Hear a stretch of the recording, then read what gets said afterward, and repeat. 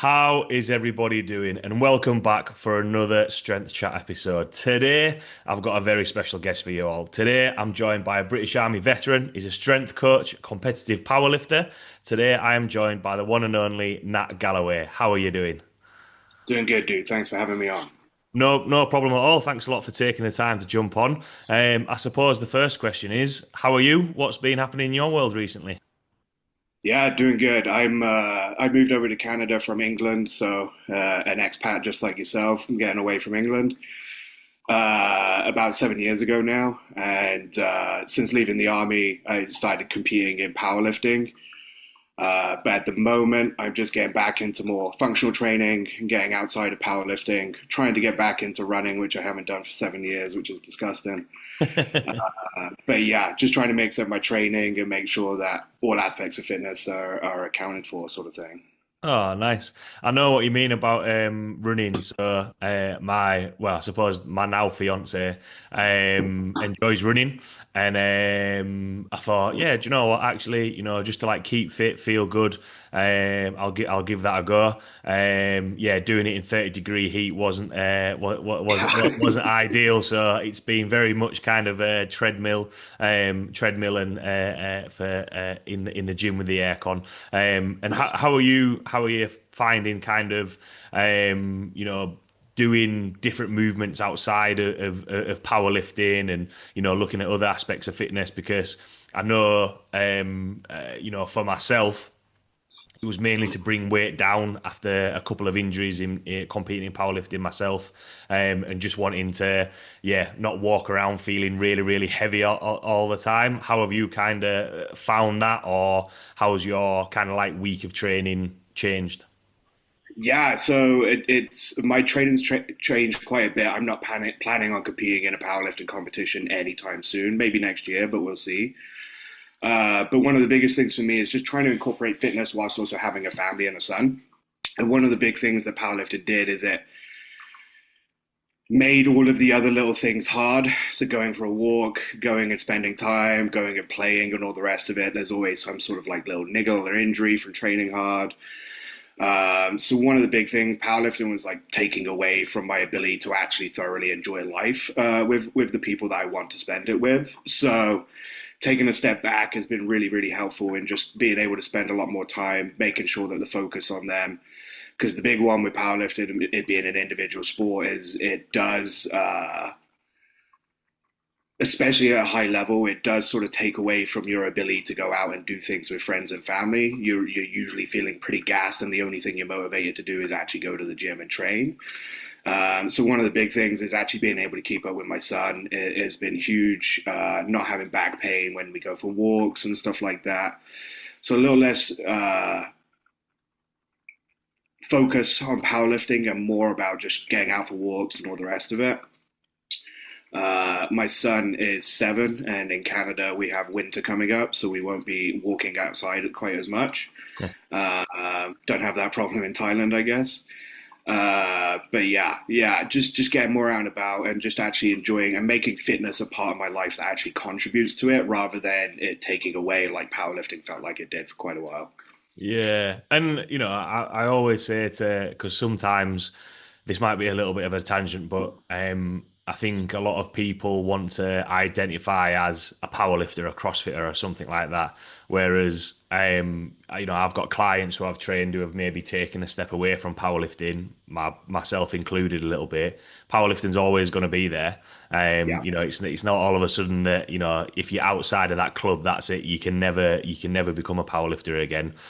So yeah, I find that interesting to chat about because I think sometimes it's a case of powerlifting or nothing, whereas actually you can have like a nice blend. I did quite a brief introduction at the start, and obviously you've mentioned there being over in Canada for 7 years. But for everyone listening who might not know your background in terms of training, in terms of coaching, in terms of competing, just want to give a little bit of a background to yourself, Nat? Yeah, so I pretty much grew up playing rugby all the way from 13 up until leaving the military at 25, 26. Um, Used to play in Hull for a couple of years over in Yorkshire, so fellow Yeah. Yorkshireman here. My family's actually from Hull, but my dad was Air Force, so we moved all over the place, like Germany, ended up back in Lincolnshire, which is where my family are now. But yeah, rugby has been sort of like the main thing, and that was kind of what drew me to the gym in the beginning, is because I wanted to get better at rugby. I was one of the shortest players on the pitch, so wanted to try and make as much of an impact by being at least the muscular person on the pitch. And it was pretty crazy. Like when I got into strength training whilst I was in the military, the amount of boost that it gave to like my rugby ability was absolutely phenomenal. Like I was playing at such a better level, getting a lot more opportunities. I was playing for the regiment and getting to spend time away in the military just to go and play rugby, where we was getting Nice. paid to go to like training camps and all sorts of stuff. Then during the military, I got into boxing for a year and thoroughly enjoyed the training for that. It was very intense when you do the boxing in the military. It's like 3 sessions a day on a training camp on a build up to like a big intercompany fight, and yet again you just get paid to go training for boxing 3 times a day, as gross as it is. And then whilst I was in the military, something that I really struggled with was like the larger runs and stuff like that. And with boxing, I got into water cutting and trying to lose weight as much as possible by trying to sweat as much as possible. And it was whilst I was doing a sweat bike in a sauna suit that one of the fellow PTIs, Sean, came up to me and said, "What are you doing?" And I'm like, "Oh, I'm trying to lose weight." And he's like, "This is stupid. You're just losing water weight and just sweating. Let's go to the gym and actually lift weights." And from there, he got me into like CrossFitting and all the rest of it, and started to compete for British Army Warrior Fitness within the unit. And he, with all of the training and the warrior fitness that I started doing and getting much stronger, what I actually found is my run times got way, way quicker. Coincidentally, as I improved my deadlift, so did my run times. And so I got to see a lot of the things from strength training start to transfer over into these regular things I had thought had no impact whatsoever and wasn't going to make me better. Because back then, to get good at running, you was always just told, just go do more running. And then through the CrossFit, it gave me alternative methods of actually training cardio, like rowing machine, even swimming, and all the rest of it. And it was like venturing into these other types of cardio as well that ultimately led to me having decent run times and being quite fit. Whilst I was in the army, I also represented the British Army and the Tri-Services shooting team. So I would get sent to places like Canada to go represent the UK and compete against the Canadians, the Americans, Australians, and all sorts of other countries at international level events. And then during that time, that was when we also, as a team, started to get into strength training. And then I started to organize strength training sessions for our team, who were incredibly good. We've had, I think we placed two in the country for the last little while as a regiment, and then the British Army team and the Tri-Service team, the year that I was competing, went on to win and beat all of like the other international countries as well. Ah, cool. Quite a lot of varied training and different modalities in there. How did you kind of start competing in powerlifting then, or start gravitating towards that? Was that mainly kind of after the military, or did you start competing then? Yeah, so that was after the military. It would be pretty hard to be very good at powerlifting and compete in all of those different things that I was doing. So I don't think adding more to the thing was the answer there. But after I left the army, I had a couple of options. It was either start playing rugby again in Canada or get into something else. And I had just started working at Good Life in Ottawa. I don't know if you've ever met or heard of Stu Locke, who Yeah. works with like the prescript stuff. So me and him was working together at Good Life in person, and then me and Stu made friends. I eventually ended up actually living with Stu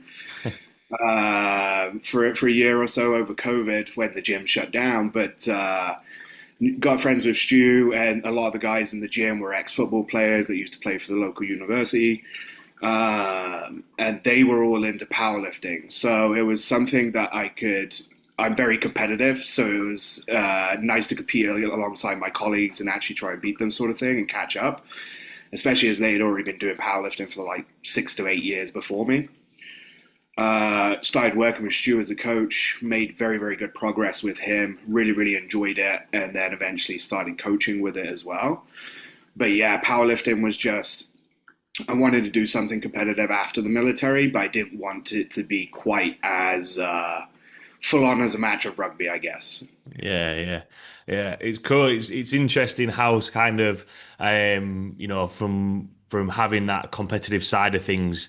I think you do end up kind of being able to do more things because it's kind of a thing of do you know what? Yeah, I'll give that a go. I wonder how I'll get on with that, which I think is pretty cool. And I know sending over the topics that I had in mind or the questions to kind of dive into from looking at that, there's, and you might see this from clients that you've worked as well. Sometimes within those early stages, that that motivation and excitement of trying powerlifting, trying shooting, boxing, whatever it may be, but then after a certain point, you can often see people, drop off. Whereas from what you've said there of, competing in rugby to a really good standard, shooting, powerlifting, and and boxing there, how how do you kind of, or how did you try to move past that early stages of motivation and excitement of something new and actually develop a system that allows you to, do those three training sessions, for a boxing camp? I can imagine, having somebody there telling you you're doing three sessions a day Very motivating when you're being screamed at, yeah. yeah, I think that's part of it. But how did you kind of do that yourself, and how do you apply that to the clients and athletes that you work with, if that kind of makes sense? Yeah, so a big one is revolving around purpose and identity. So what I try and get a lot of clients to do at the beginning is write down their goals. And when you get them in the beginning, those goals are usually very, very basic. It's I want to get lean, I want to get toned, and stuff like that. But when we do some digging and we try and find the purpose behind that goal, it usually goes into something deeper. I want to be lean so that I can be more confident when I walk into my workplace, or I want to be more confident around women, so I'm more lean and all the rest of it. There's always a deeper purpose tied to like that very, very basic goal that we see on the surface when somebody walks into the gym, sort of thing. So a big one when I'm starting to work with somebody is let's dig into the purpose behind that goal. What do you actually get from this beyond abs and all the rest of it? Like, what is this actually going to contribute to your life? And then on top of it, looking at trying to find a selfless purpose is something that I'm very big on at the minute as well. So, for instance, like if you're a parent or somebody that wants to prove to your child that you're capable of doing something, showing them and leading the way and all the rest of it. So, take me, for instance, like a lot of my purpose was just training to be strong, training to be capable, training to be a good powerlifter and all the rest of it. But now my purpose is deeper than numbers in powerlifting. It's, oh, I want to be a good dad. I want to be able to teach my son all of these things. And in 20 years from now, I want to still be able to do pull-ups with him on the bars, sort of thing. So finding a deeper purpose, like protecting your family, is huge, because that's going to be a giant motivator when you wake up at 5 a.m. and you say, oh, I got to go to the gym. And then when you say, oh, I got to go to the gym because I want abs, it kind of becomes like very demotivating and kind of pointless. Whereas if you say, oh, I'm going to the gym because it's who I am and it's part of my identity. And I also have a big purpose, which is looking after my family. And I'm not going to be able to do that if I avoid the gym, sort of thing. So just trying to connect something selfless to those goals and that purpose is huge motivator for a lot of people. Especially as a lot of people think it's like very selfish going to the gym because you're taking time away from your family and your children and all the rest of it. So then it becomes even more demotivating and push back, sort of thing, because it's like, well, I don't want to do that because I'm missing time with them. And it's like, no, you need to go do that so that you don't miss time with them eventually, sort of thing. And they'll understand, especially as they grow older. and they get into fitness and training and all the rest of it, they'll know exactly what they should be doing when they get older because they've got their parents to look up. And parents play like such a huge role in that sort of leading the way. Like take my family, for instance, typical Yorkshire sort of group, all smoke 20 to 40 cigarettes a day, drink a lot of booze and all the rest of it, fairly overweight sort of thing. And my big one is like I didn't want to be like those, but be like my parents. For instance, my mom had arthritis in both of her knees by the age of 32 and had to have her knees Wow. replaced. I'm 32 now, so Yeah, yeah. doing in a lot better shape, sort of thing. But I didn't want, and that impacted like my childhood quite a bit because it was in and out of hospital. Dad was away with the military all of the time, sort of thing. So it was pretty rough. So I didn't want my child to also go through a similar sort of circumstance, if I can avoid it by just going to the gym and being fit and healthy, sort of thing. Yeah. And with that, because I know you've said there, finding a bigger reason, because I know from other coaches that I used to work with. So a little bit of background to me. My last role before I left the UK was head of personal training. So I basically oversaw everything on the gym floor, and also did kind of like training and coach development with the trainers. And sometimes, trying to find that bigger meaning is always asking why. Like, I want abs. Why do you want abs? Because I'm going on holiday. But why is it you want to go on holiday? Oh, because I want to feel confident taking my shirt off. Blah blah blah. Whatever it is from there. Do you find that sometimes to kind of ride that motivation wave is to have maybe like a short-term goal of, looking good for a holiday, and then trying to layer in something more, yeah, probably more meaningful? Because do you find that sometimes, for people that aren't parents, or haven't had somebody who have had like health issues? Because I've had some clients, and you may have had the same as well, where they just don't have something kind of deeper. They're just kind of like, well, yeah. Do you find that having something like a holiday or an event or something, and then kind of over time layer in something a little bit more meaningful, if you like?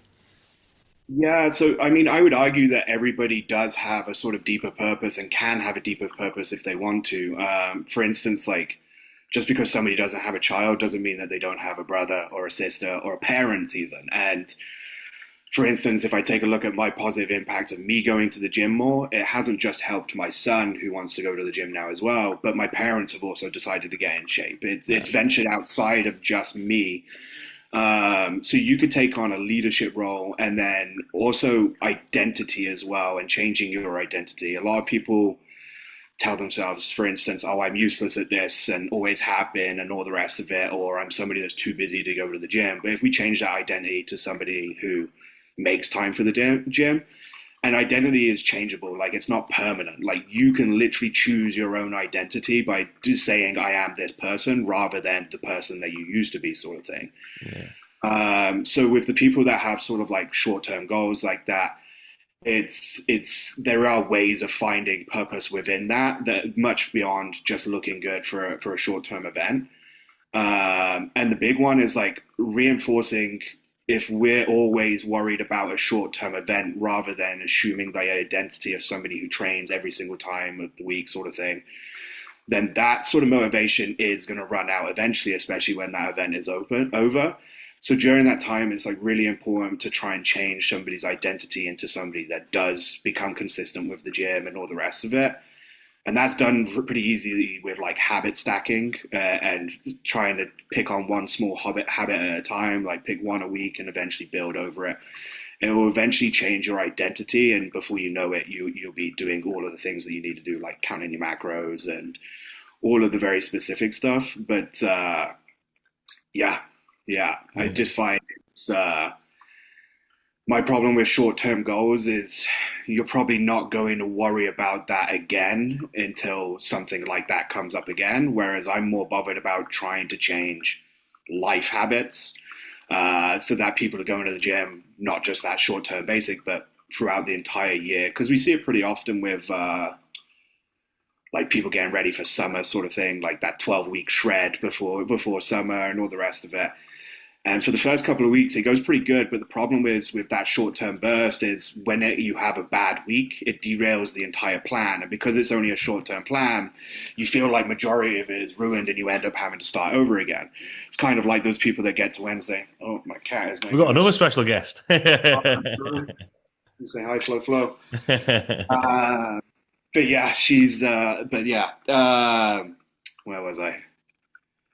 I was just to jump in there from what you were saying about you mentioned a lot about identity, and I know we spoke about this, at the start of the chat there about changing it from look, I don't want to be like this, or I want to be a leader in terms of inspiring parents, brothers, sisters, or whatever it may be.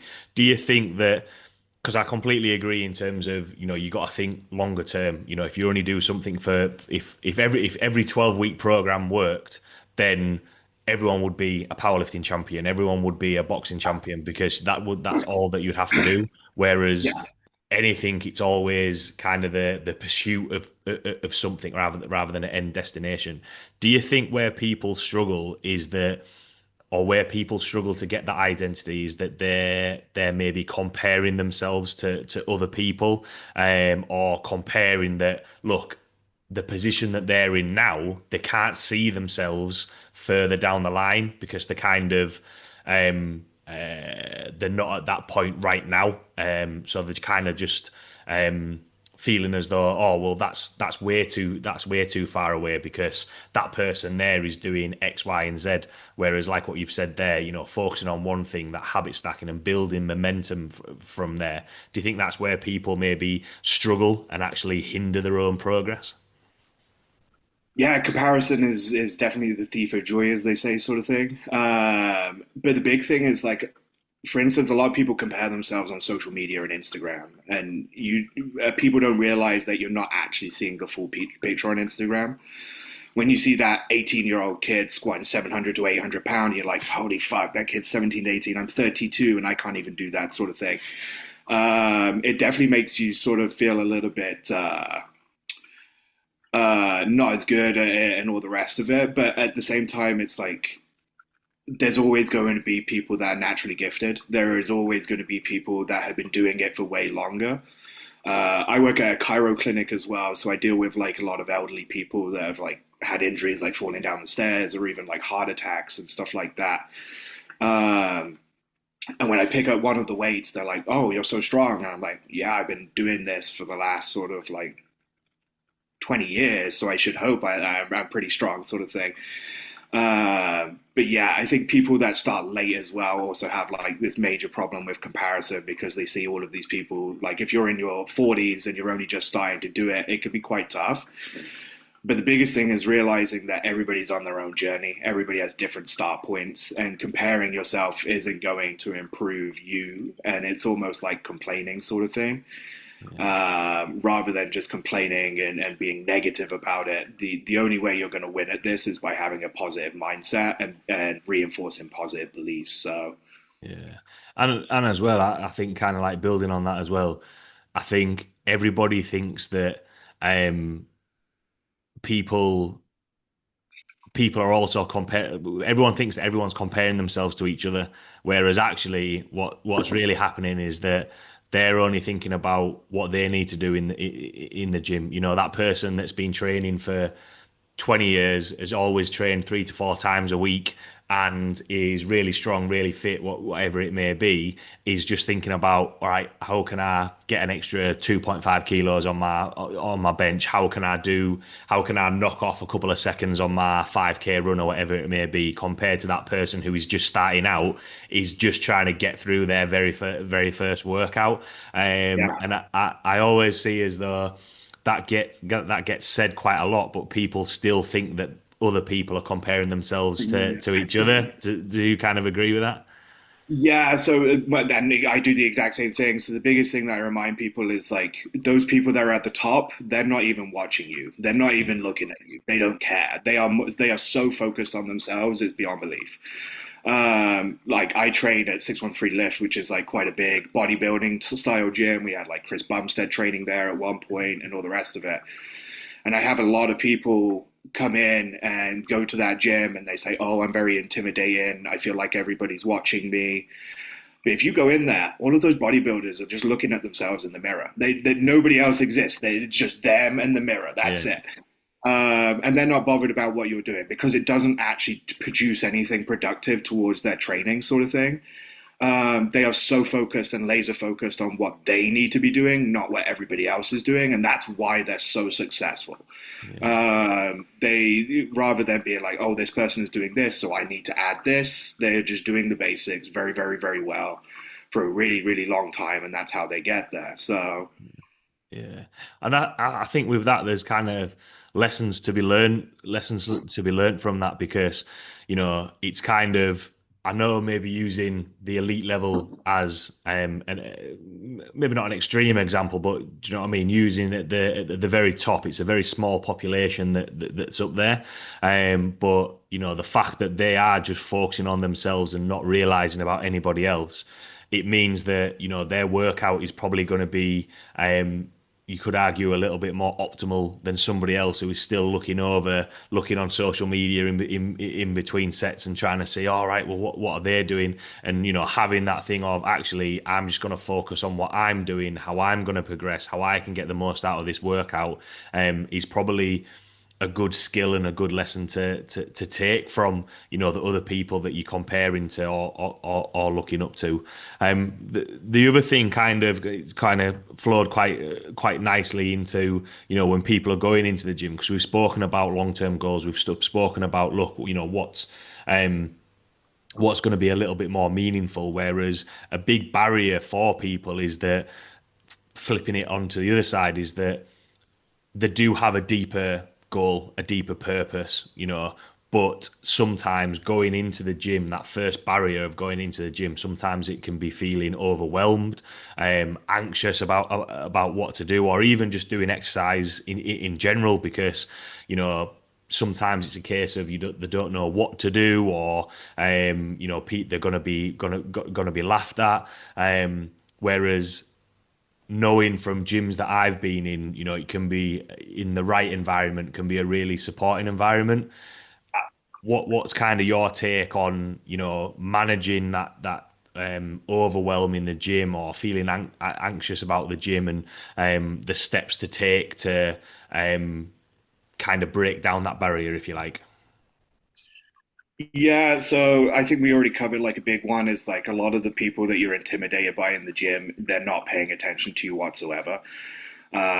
So I wouldn't worry about those sort of people. But the big one about like being anxious and stuff like this, what I try and get people to do is before they go into the gym or before they start their week, I want them to lay out when they're going to go to the gym and schedule out those actual sessions during the week. Then it's a plan that you have in place, and then on top of it, having a good program and a good plan for so that when you get into the gym and they know exactly what they're doing, sort of thing. So like a lot of people that I actually train are more like confidence training, like, oh, I want to go to the gym and be confident that I'm doing the right things so that people aren't judging me, sort of. And I got a lot of those people in person at the clinic just coming in and doing like a 45-minute session to brush up on technique on certain exercises and stuff like that. But yeah, I would say to those people, get a coach, because then you're going to have a plan. You're going to have somebody that's actually telling you what to do and how to do it, which means you're going to get into the gym and know exactly where you need to go. When it comes to like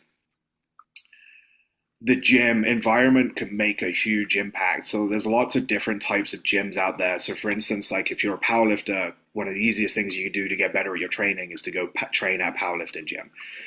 And a big one is like a lot, we ran into the issue of comparison there, but for instance, when I went to 613 lift for the first time and saw people deadlifting like 700 to 800 pounds, that I didn't compare myself and go, oh, I will never get to that. I compared myself, and that inspired me because I said, oh, somebody else can do that. I can do that, sort of thing. So it kind of led the way for me being able to see more weight available. between training at Good Life, which is like a very commercial gym here in Canada, you don't really get to see very many people squatting that sort of weight. So inside of a commercial gym, these things that powerlifters are doing are impossible to them, sort of thing. Yeah. So yeah, whenever I go into a gym, I don't look as like other people as a comparison sort of point. I look at it as like an inspiration point. It's like, oh, one day I want to get to that. And then I get chatting to them and I start learning more from them. And this is the only reason why I got good at the stuff that I did, is because they started to give me pointers and tips and stuff like that.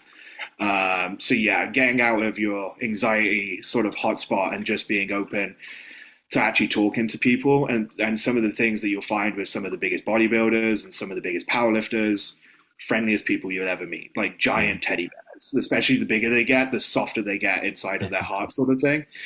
They're actually the nicest people that you could ever meet. So once you get into that environment and start mingling a little bit more and getting out of your comfort zone, things are going to get a lot better. And eventually it's going to become a community. Like I know plenty of people from the gym that we go hang out now and stuff like that, especially with me moving from Canada, sorry, the UK. I didn't have any friends when I moved here. So going to the gym is the only reason why I have friends, is through the community that I met whilst being in there, sort of thing. Yeah. So yeah, there's definitely things to be anxious about, but at the end of the day, sitting there thinking about it isn't going to do it. At some point, you've just got to pull the pin and just go for it.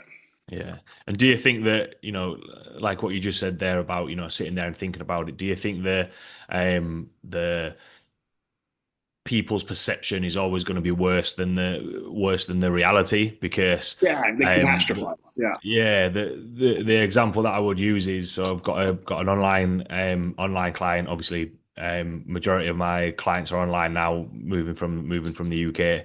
yeah, But they went to a different gym, just because she's wanting to progress a little bit more in powerlifting. So there was a powerlifting gym there, and went to it, and it was kind of, oh, are people gonna be, are they gonna, include me into the group, or what's gonna happen? And it actually ended up being, the in the gym there's like a couple of squat racks side by side, and she was just changing there wasn't the J hooks on there, so she was like changing the J hooks, and she ended up having a conversation kind of accidentally, which then made her feel a little bit more comfortable. So do you think, when you're saying there about being a little bit more open-minded, trying to push past that actually sometimes it can just be a normal thing of having a random conversation, or sorry, I didn't realize you were using this. Then all of a sudden it's kind of, oh, actually that was way less intimidating than what I thought it was being, rather than conversations that I've had with people of, look, this is the plan that we're going to do into the gym. Sometimes that can feel daunting because it's like, oh shit, I've got to go into the here, and I've got to try and do this. What's kind of your thoughts on that? yeah. It's I think I think a big one is definitely obviously the environment there, because if you go to a commercial gym, people usually stay in their lanes. They usually have their headphones on. They don't really talk much to other people and all the rest of it. But if I was to get first timer to go to a powerlifting gym, which should be the most intimidating person for that place to go to, you'll find the complete opposite, especially in the sport of powerlifting. The community, and this is why I love getting people into powerlifting and strength training, because it's not just the benefits of being stronger, the confidence of lifting more weight and all the rest of it with clients, but the community and the friend aspect. Because once you get into that gym, all of those people are willing to help you. All of those people would be willing to spot you and lift the weights and all the rest of it. Very, very more community based rather than like the big commercial gyms. So, like, I would recommend a lot of people, if they're having a hard time with that and having a hard time with like friendliness and all the rest of it, go out into like a private gym. Like, my gym allows dogs in, for Christ's sake. So like, we're sat there playing with puppies in between sets. There's nothing intimidating going on there. Just giant dudes playing with their dogs, sort of thing. and Um, and on that, because this is the thing where, the the bigger commercial gyms, like what you said there, people are on the headphones. There's kind of, even though, a couple of commercial gyms that I've been and trained at, they kind of shout about community, whereas it kind of always falls in the shadow of smaller independent gyms because yeah, the amount of times that we've had gym socials, people from the gym going and hanging out with each other outside of the gym, like I think that's great. Do you think that people's perception is that, oh, well, actually, if I go to a commercial gym, no one will bother me and I'll get lost? And then that's when, going back to what we spoke about motivation, that's when they end up just falling by the wayside. Whereas actually, the smaller independent gym is where you're probably going to get a little bit more support, find people who are, if this is the right phrase, like kind of your people, so you can keep going, if that kind of makes sense. Yeah, especially if you're competing in powerlifting, for instance, like it's going to be a game changer because if you want to become a powerlifter, the best way to do that is assume the identity of a powerlifter. So getting in the gym and being with other powerlifters. And that was one of the big things that sort of like shaped a lot of my behaviors and a lot of my training was like working with Stu and being friends with him for so long. Really, really put me into that environment where I was a lot more comfortable. And because there are a lot of like-minded people, like I find like a lot of the guys that came from football, although we call it American football, I not actual soccer, the real football, sorry. Uh, very, very like-minded sort of people to what I was working with in the military. And if they didn't go on to be personal trainers, they more than likely would have done very, very well in the military. And they was all into powerlifting as well. And that environment there sort of shaped who I became after the military. I had a lot of like bad habits, such as like drinking a ton and all the rest of it, typical British guy. But yeah, like getting out of that environment, like take my drinking for instance, like lived in the UK majority of my life, and during that time lived for the weekends and all the rest of it. And you know how it is, especially in Leeds, the party capital there. Yeah. Spent a lot of time in Leeds when I was at Carrick doing my basic training in Yorkshire, actually. That would be the weekend spot. But like drinking all of the time and being around people that just do that sort of thing. And that's kind of just what it is in the UK. It's like everybody goes out the weekend, everybody goes for a pint and a meal and all the rest of it. Whereas like I moved to Canada, that isn't the norm. People don't drink the way that we do in the UK. You could go out of the weekend and go into bars and it'd be completely dead, whereas in the UK that's impossible. But during that time, I actually stopped drinking. I now don't drink other than like the rare occasion for like somebody's birthday or a wedding or something like that. So there's probably only two or three occasions a year where I'll have a beer, sort of thing. But taking that, it just shows like removing yourself from the environment of all of these people that are doing all of these negative influences and getting yourself into a gym with an environment of good people that do not revolve their social life around that. They're more bothered about going out for some food and then going home by 9 p.m. to get in bed, sort of thing, because they got training the next day. But yeah, changing like your circle and your environment with of the people that you're working with is going to make a huge role in keeping you in the gym long term. Whereas like at the commercial gym, it's just very everybody has their own lives going on. They're not their identity isn't the training that they're doing. Their identity is their work and all the rest of it. Whereas like getting into a private gym and a powerlifting gym, they're there to powerlift. So it's very, very similar, like-minded people. So you're going to find a nice niche there. Same if you're in bodybuilding, get into a bodybuilding gym, you're going to be inspired a lot more by the people that you see and see what's possible. Yeah, definitely. I think that's a really good point because I think, that phrase of surround yourself by like-minded people and, great things can happen. I think that is probably undervalued. And until you kind of see that or see a different aspect of it, it is valuable. It can have a really big impact, and I think that ties in nicely from kind of coming. full turkey, if you like, is when you're talking about, right, well, how do you change your identity? How do you move past just trying to use motivation to have success? Well, have that environment, expose yourself to speaking to different people, because actually, like what we touched on before, that perception of it is never going to be as bad as what you think. Quite a lot of topics and tangents thrown in there, Nat. But the last question that I like to ask for everyone listening and for everything that we've spoken about today, what would be your take-home points or words of wisdom for everyone listening? Um, so I would probably say, well, I have quite a few take-home points, kind of built around the whole idea of what I try and do with my clients. And number one is going to be define your purpose, why you're training, why you want to improve. Number two is going to be shape your identity, change that environment, start hanging around the people that you want to become and look up to rather than the people that are bringing you down with the bad habits and all the rest of it, so that you could become the person who acts in alignment with that person, with that purpose. Set macro and micro goals. So macro goals is going to be your grand goal, like the big thing that you're aiming for, whereas micro goals are going to be the little things that you need to tick off to get to that macro goal. And do it daily. Sit write down your macro and your micro goals, because then that's going to reinforce it over and over again. It's going to be fresh in your mind, so that when you make a decision, that macro goal and that micro goal is the first thing on your mind. Something that I do with my clients is I'll have like a morning, some morning questions and then some evening questions. And in that morning question, it would be, what's your goal? What's your purpose? All the rest of it. And then at the end of the day, probably one of the most basic questions there is, did you act in line with the person that you want to become?